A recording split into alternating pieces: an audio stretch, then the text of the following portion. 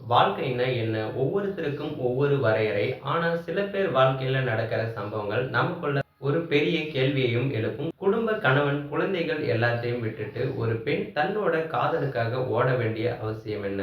அந்த காதல் அவளோட வாழ்க்கையை மட்டுமல்லாமல் சுத்தி இருக்கிறவங்க வாழ்க்கையை எப்படி புரட்டி போட்டுச்சு? டெல்லியில ஆரம்பிச்ச ஒரு சாதாரண திருமண வாழ்க்கை உத்தரப்பிரதேசத்துல ஒரு போலீஸ் ஸ்டேஷன்ல எப்படி முடிவுக்கு வந்தது? இந்த கதை ஒரு பெண்ணின் பிடிவாதம், ஒரு உறவின் விபரீதம், அப்புறம் யாரும் எதிர்பாராத ஒரு ட்விஸ்டும் பத்தியதுதான்.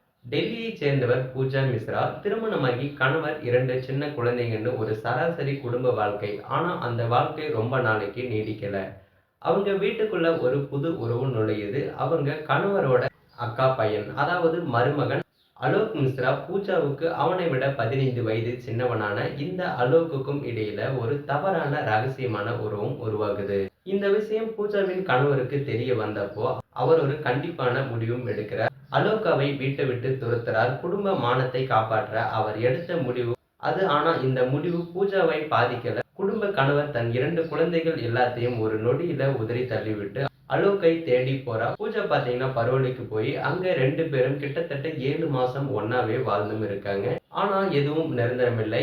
7 மாசத்துல அவங்களுக்குள்ள சண்டையும் ஏற்பட்டிருக்கு. இந்த முறை உறவை முறிச்சுக்க விரும்புறா அலோக். அவன் கோவிச்சுக்கிட்டு தன்னோட சொந்த ஊரான சீதாப்பூருக்கு திரும்பி போயிருக்காங்க. இந்த காதல் இவ்வளவு சீக்கிரம் முடிஞ்சிரும்னு பூஜா எதிர்பார்க்கல. அவளோட காதலை மீட்டெடுக்கணுங்கிற வெறி அவளை சீதாப்பூர் வரைக்கும் இழுத்துட்டு போகுது. அலோக்கை தேடி அங்கேயும் போறா பூஜா.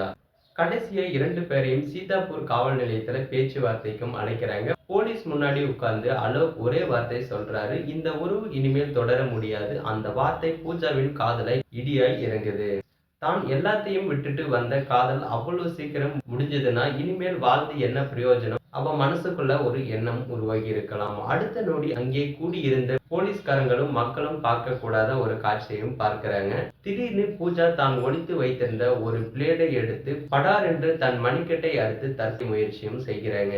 போலீஸ் ஸ்டேஷனும் பரபரப்பாகுது. ஒரு சின்ன பிரச்சனையாய் ஆரம்பிச்ச விஷயம் இப்போ ஒரு உயிர் போகும் அபாயகரமான கட்டத்தையும் வந்திருக்கு. உடனடியாக பூஜாவும் மருத்துவமனைக்கு கொண்டு செல்லப்படுறா. அப்புறம் நிலைமை மோசமானதால லக்னோவுக்கு அனுப்பி வைக்கப்படுறாங்க.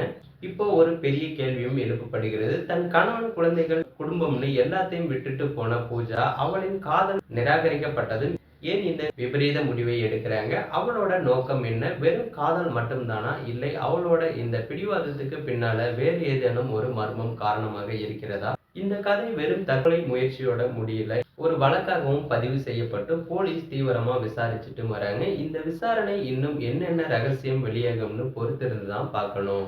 மேலும் ஒரு உண்மை சம்பவத்தோடு உங்களை மீண்டும் சந்திக்கிறேன். மேலும் இது போன்ற வீடியோக்களை உடனுக்குடன் காண மறக்காம நமது சேனலை சப்ஸ்கிரைப் பண்ணுங்க, பெல் ஐகானை கிளிக் பண்ணுங்க. அப்பதான் நம்ம டெய்லியும் போடக்கூடிய வீடியோ உங்களுக்கு உடனுக்குடன் நோட்டிபிகேஷனா வந்து சேரும்.